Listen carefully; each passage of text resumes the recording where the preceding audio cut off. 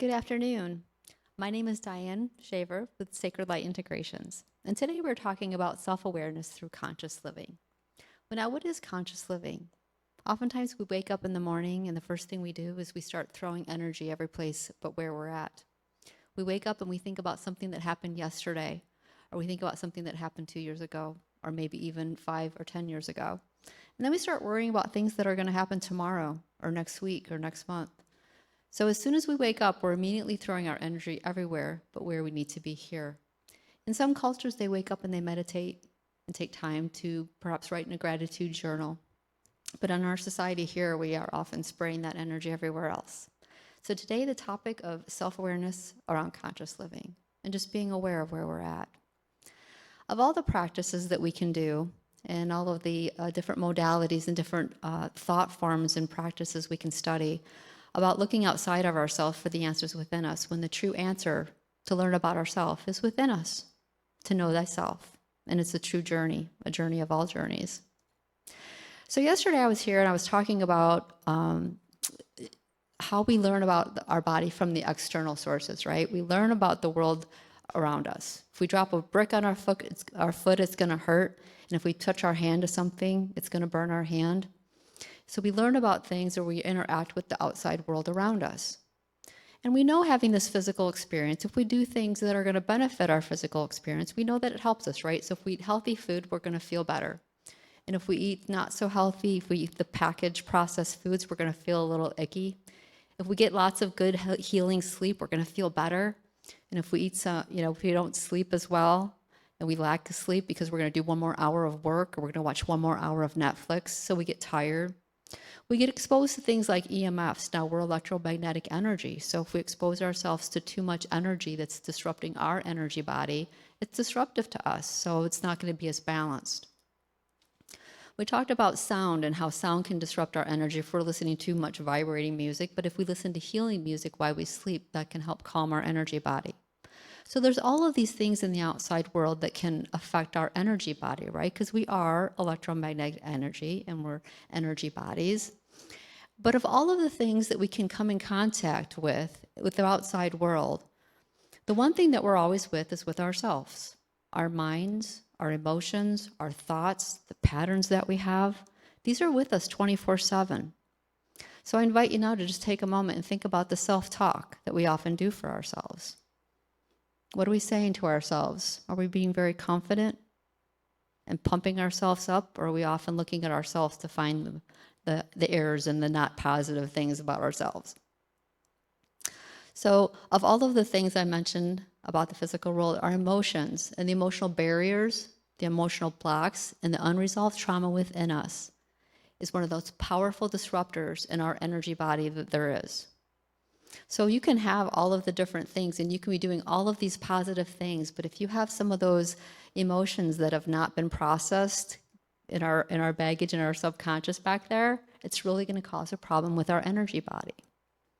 So one of the speakers yesterday used a quote, so I was going to use that myself. So defining emotions, actually a definition. So our natural feelings, emotions are natural feelings based on one's own circumstances, mood, relationship with ourself and others. We know that our emotions are based on our perception of the event, right? This is easily seen if somebody wins a lottery ticket. There's one person that's going to be very, very happy about the situation, and if there's 5 million people that lose, they're not going to be very happy about the situation.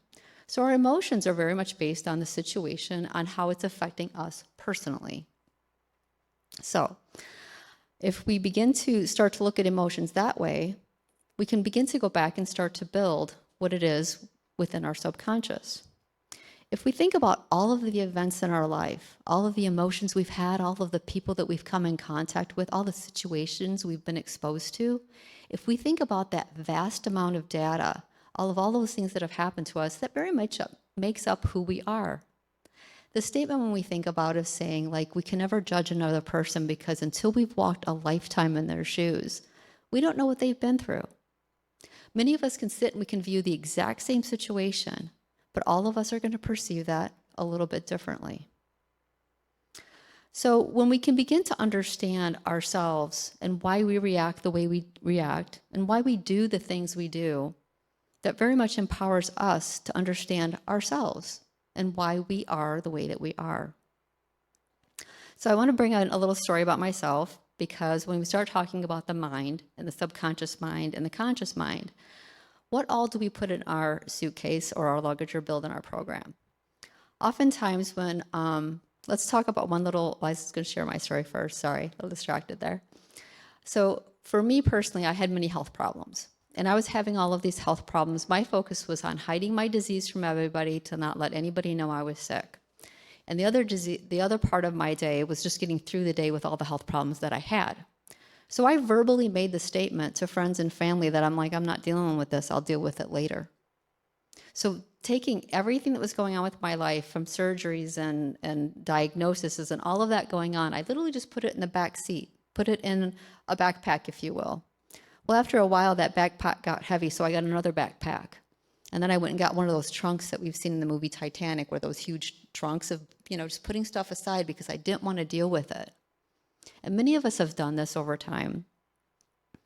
A more simplistic way that maybe you can relate to is many of the things that have happened to us when we were in young childhood. So think about, let's say Susie had a math test at the age of, maybe first grade. Susie studied and studied and studied for this test, and she got a B. She was so grateful she got a B. She was only 1 point away from getting that A. She was so excited. She comes running home to show mom and dad the B that she had gotten. She was so proud of that. And dad says to her, 1 point away, you couldn't get an A? What does Susie think? Little 6-year-old Susie, what does Susie think when she hears this? She's just like, I studied as hard as I could. And even though Father was, from his eyes, hopefully just instilling with her, maybe just try a little bit harder next time, what Susie heard is what I did wasn't good enough. So that is one moment in time in a 6-year-old's life that can very much become a wound that we put in our back pocket or the suitcase or the trunk behind us, because at 6 years old, Susie didn't understand. She couldn't process this. She had tried her very hardest, but yet somebody that she loved and looked up to said that wasn't good enough. Do we see here how easily this could happen over and over again throughout our childhood?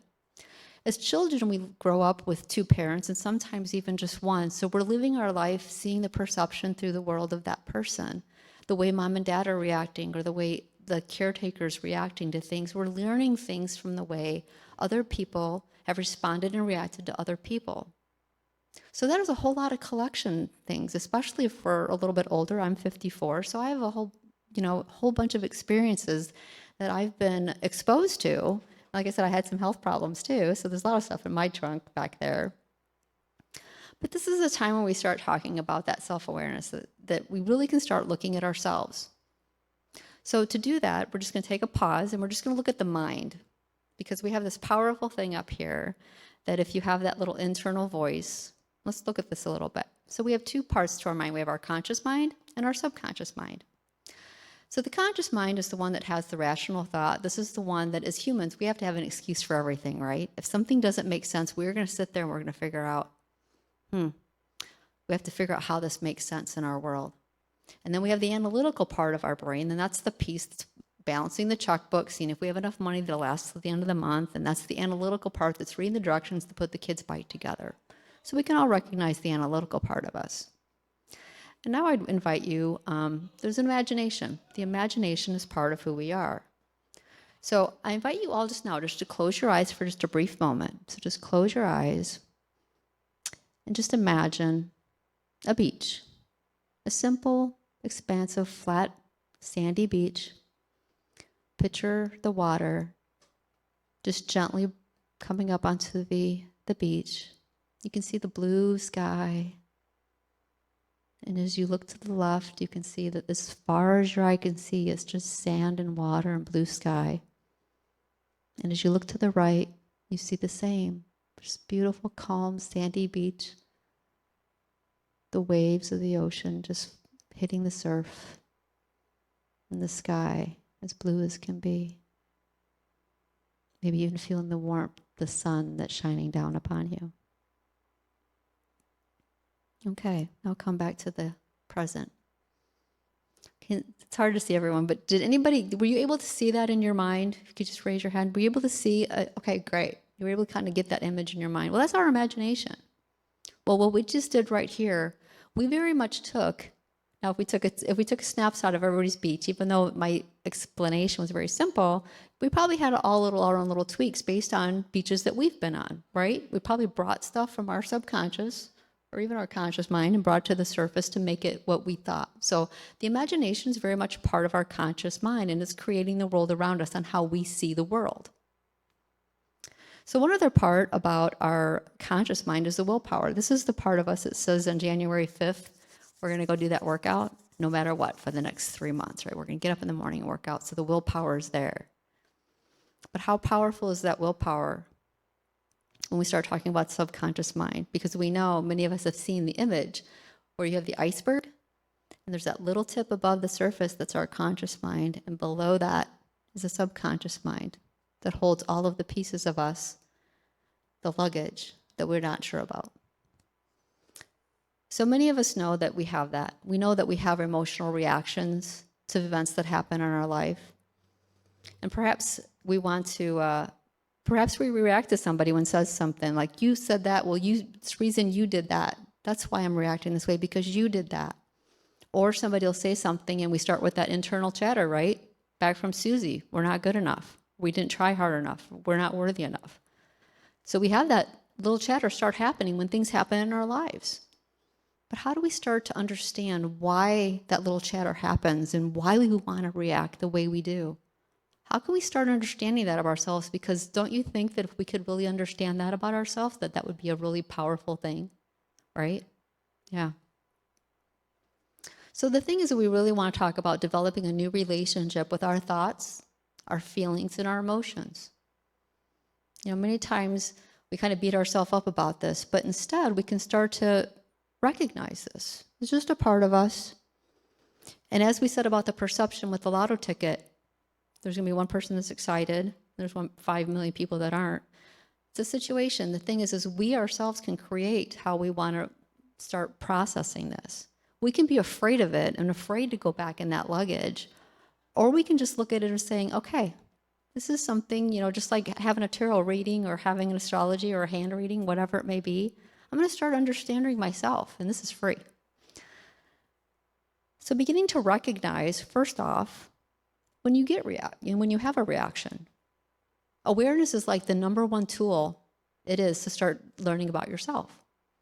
So when I catch myself, when somebody says something to me and I'm just like, you just like want to go, well, you catch yourself and be like, let me process that. And just don't react, just pause with it. And then take a minute and just kind of see like, well, wait a second, where's this reaction coming from? This is where friends come into play.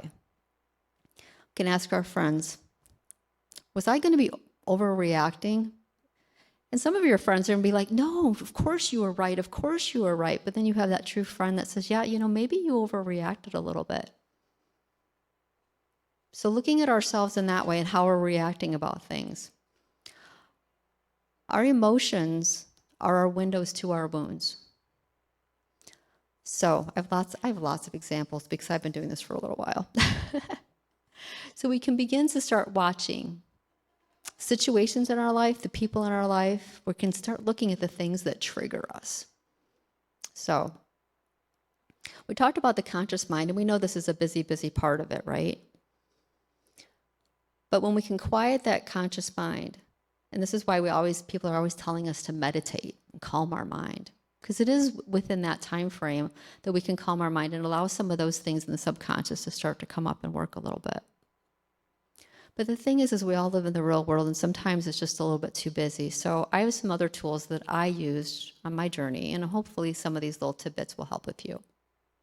So one of the great things is to start writing some of this down. When you get triggered, you know, keep a little journal, and I know some people keep gratitude journals, and those are fantastic. But then you can keep an emotional journal too. And at the end of the day, you can sit there and you go like, okay, who pushed my buttons? Why was my button pushed? What was it about that button pushing that bothered me? Look at the energy behind it. Don't look at the person that made the comment. Look at the emotion behind it or the theme behind it. Those are the things we want to look out. So writing these things down in a journal is very powerful. And I know some people are like, well, I'll just put it on my phone, or I'll remember that. The thing is you want to start looking for those patterns. So writing it down in a little notebook, dollar store, get it, a little spiral, and just start keeping notes of this thing. And the more you can fine tune to the emotion that you're diving into, like a lot of people say, well, I'm angry. Well, that's a pretty broad topic. What are you angry about? What is it about the situation that makes you angry? And then maybe you'll start to see themes and patterns. Think about the people that we surround ourselves with. Is it always one person that upsets you? What it is about that person? So keeping a journal is very powerful. The other thing is looking back at childhood memories. How many of times do we think of events from our childhood and we're just like, gosh, why did I think about that? I don't know why I thought about that. And you go about your day and you keep moving on. But this is something else you can put in your journal. Why am I thinking about this? So let me give you an example. So Susie, here she is. She's grown up and she's all organized and she has to control every situation. And she starts to realize this about herself. She's trying to control every situation around her. She's like, gosh, why am I so controlling? And she kind of knows this. And so she keeps having this memory of her Aunt Susie's wedding. Or her Aunt Adele's wedding, sorry. She thinks about her Aunt Adele's wedding, and she's just like, gosh, why do I keep thinking about Aunt Adele's wedding? And when I think about it, I get really anxious about it. She kind of passes it off. But then one day she's at a family reunion, and she talks to her Aunt Adele, and she goes, Aunt Adele, I remember your wedding on occasion. I think about that. And Aunt Adele says, oh, Susie, yes, that was such a special day, but we all felt so bad when you tripped when you went down the aisle during the ceremony. A memory from little 4-year-old Susie walking down the aisle at a wedding. And she tripped and she fell and she was so embarrassed, so broken that she'd been so klutzy to trip in her Aunt Adele's wedding at the age of 4. Do you see how memories from the past can cause things in us as children that we just can't process at the time? Can you imagine a little 4-year-old? You're just sitting there probably teary-eyed and crying. But yet this memory, using those childhood memories that continually pop up and grab our heart, those are some of the powerful ways that we can begin to understand. And now as an adult, Susie can see like, oh, I can see how that was really traumatic for me at 4, so I can understand that. So when we talk about so much of this as child, and some people talk about it as inner child work or shadow work. When we call it shadow work, the thing is all it is something behind a door that we haven't opened yet, or a little dark spot that we haven't shined a light on. So think about it that way. If you have a lot of things from childhood that continually pop up, or if you feel you have some things, if you're able to get some pictures from your childhood, sometimes looking at pictures, a friend of mine told me this about probably 6-7 months ago. I was working on something from my childhood. And I sat and I was fortunate enough, I have an album that my mom had made for me. So I sat and I looked through the album. I looked through it a couple times and nothing really stood out. But then I really sat and I felt into it. You really just look at a picture and you feel into try to remember, even if you don't remember the picture specifically, because when we're little, we don't remember much, right? So getting into the energy, and I started to notice a pattern in the pictures of how people were standing and things like that. And I won't even go into that story, but it started to gather some pieces to the puzzle of understanding some things about myself based on my childhood. Remembering once again, we were raised by parents who were doing the best that they thought they could, doing what they thought was right, but our childhood selves, a lot of times things were being said and things were being done that didn't mesh with us. So a couple of things that, we can look at with that. I invite you also to think about days. So many times things come up during family events, like either reunions or holidays, weddings and funerals. During those days, there's so much going on. It's hard to process all of the things that are happening with people. I was working with a client and I came up with there was an emotion that she had that was connected to a wedding. And when we found it, we talked about it. She goes, that is so interesting because somebody had come to her mother's wedding or mother's funeral, but didn't make it to another one or some kind of situation like that. But it always had stuck in their craw, if you will, the person didn't make it to the funeral. So those are the days that we can go back and think about some of these things of like some of the events or something that may have happened. So if we keep thinking back to those memories that keep coming up. So do you see how this is starting to work if we can begin to understand and look at some of those things from childhood or what we didn't process at the time? So I always learn through examples, so you're going to be fortunate enough to learn about a few examples of my own that I had on how I use this reflective reality around me, because that is what everything around us is. It's a reflective of what's inside of us.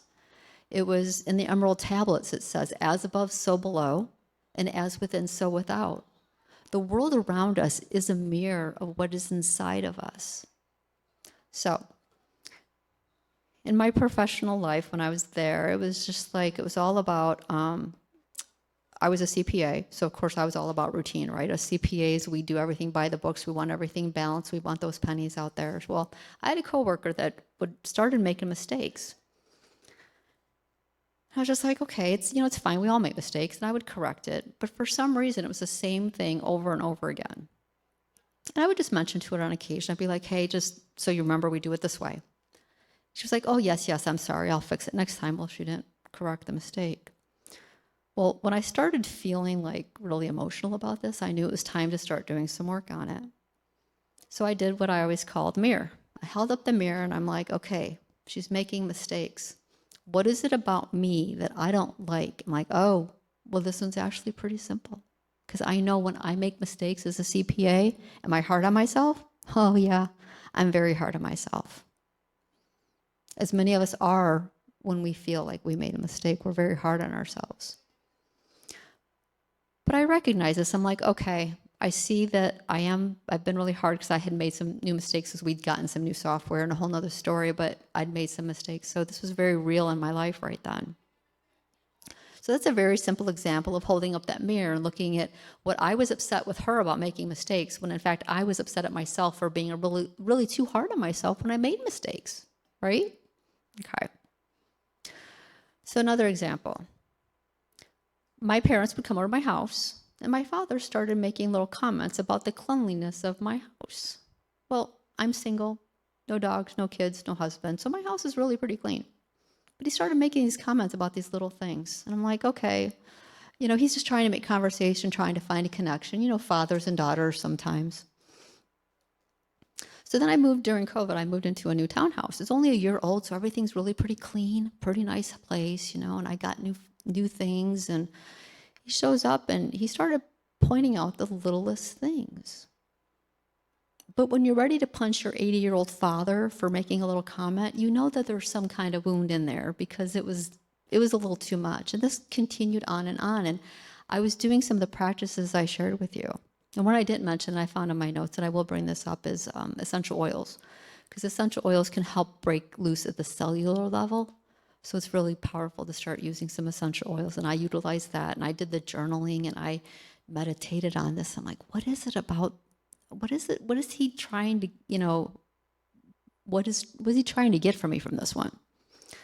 So one day he came up and I had been washing the dishes, and I had like one of those islands, and I was washing dishes, and he came in and he commented, I had made lunch for us and I was washing some of the dishes that I had used to prepare, and he goes, there's water around the sink. Took all I had, people, took all I had to be very calm. But he left that day. And I'm like, okay, I've got to figure this out, because this is just, I know he is like just stomping on the wound and turning it, like just cranking it. So I went upstairs and I got out my pen and paper, my little journal, and I'm like, okay, Dianne, you have been doing this emotional work now for 6 years. You should be able to figure this out. So what's the theme? What's the topic here? What's the cleanliness of my house have to do with the cleanliness of my house? The cleanliness of my house. So back when I was very sick, I'd been on life support for an extended amount of time. So I was out of it for probably a month. I lost a month of my life. I didn't know what really had happened. But when I came home, my family was kind enough to start putting the pieces together on, first of all, what had happened to get me with my health in that situation. But then in the sharing of the stories of catching up with their lives during that month of my life that I lost, I heard that my mother-in-law and my mother had gone to my house to clean up after my ex-husband. Was I angry about that? Yeah. But I had not processed it because the time when I found out that information, I was not in a mode to process that because I was trying to stay alive for one thing, and I was just trying to get through day to day with my health. So did I put that in my luggage? Oh yeah, I put that in my luggage. And obviously now my body was telling me it was time to heal that wound. So my father was a gift to me in showing me where that wound was. Upon realizing this, I brought it to my awareness. And I said, I can see, and I understood. I couldn't have processed it at that time. I just couldn't even fathom the fact that here I am fighting for my life, but yet my ex, you notice that word in there, could not even wipe a counter or do a load of laundry. So, very much a wound within me. So you can see, I just very easily, that one's pretty easy, right? Because I can understand how that happened. And some of these are going to be just as easy for some of you when you all begin to dive into this. So I have one other story that I'd like to share, and it's very powerful. So I had a coworker, once again. Coworkers are fantastic, fantastic tools for learning about ourselves as our family members.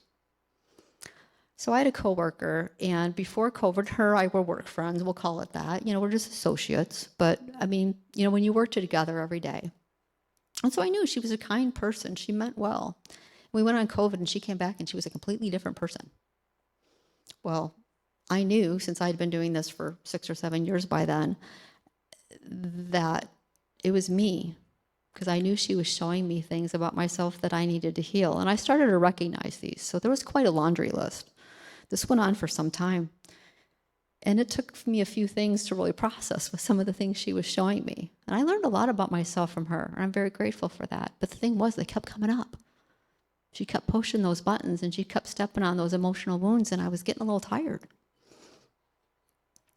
So one day, we were sitting there at work, and she made a comment. And I literally surrendered. You know, like you have that point where you just kind of give up? I'm just like, oh God, I don't know what it is with her. And a little voice, a little angel said to me, she's you. Oh, she's me. She was me 20 years ago. She was the version of me I was when I was sick. When I was sick, as I mentioned, I didn't focus on anybody else. I focused on getting my job done at my job to make sure I could earn a living to support all the medical bills I had. And I spent my energy focusing on hiding from everybody how much pain I was in. And I was focused on trying to keep my body just alive so I could have this experience that I was supposed to be having. But I was not the person I liked. And she was showing me that. So the other thing that I skipped over and should mention, but many times when we learn this, and maybe I did say it, but when we learn the lesson we're meant to learn, the situation resolves itself.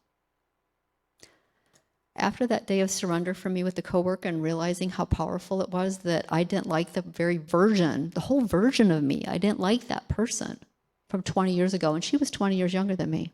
I didn't like that person. But from the day that I realized that and I surrendered, I'm like, oh yeah, I really didn't like that. 2 days later, she made a comment. Totally not her normal rapport, what do you want to call it? 2 days after that, she was fired and she was out of my life forever. When we learn the lessons that we're meant to learn, the situation and the mirror is gone. One other story came to mind while I was sharing the other one with you, and I want to share this because the thing is we talked about family members and people that we really, really care about. Unfortunately, these are the people that have the greatest lessons for us. Coworkers show us some things, our friends show us some things. Other people that come in our lives may show us some things that are raising red flags in our world. But when you have a family member step on that wound, that's something that's deep. That's something that really needs to be looked at. I mentioned about my father with the cleanliness of my house. And my mother, of course, she can't be excluded from this. And recently she's made comments. And I know when she makes those comments, because I've been doing this self-work for a long time, I'm very aware, I'm very conscious in my space, very focused on that energy. I've been doing this takes a while. But when Mom steps on my wound, I know that it's deep. And she's done that twice in the past maybe 6 months. And the thing is, she knows it. She apologizes. I'm like, no, Mom, it's okay. I got to figure this out. Fortunately, my mom has been quite a blessing in my life, as she has played the game for a long time, and hearing all of my stories, from all of my health problems to all my recovery, my self-healing journey. She's been there through all of it. But when our parents or somebody that we really love hurts us, they're not trying to hurt you. They are shining something within you. But just know that you might have to go a little bit deeper into that trunk to uncover it. So there are a lot of tools that we have to learn about ourselves. We can get readings done, and we can play the game of like playing with crystals and essential oils and all that kind of stuff. But I welcome you. Whatever tool you use, looking at yourself from a new way and looking within can truly be the most powerful healing method you'll ever use. I'm Dianne Shaver. Thanks for your time. I'll open the floor to any questions anybody may have.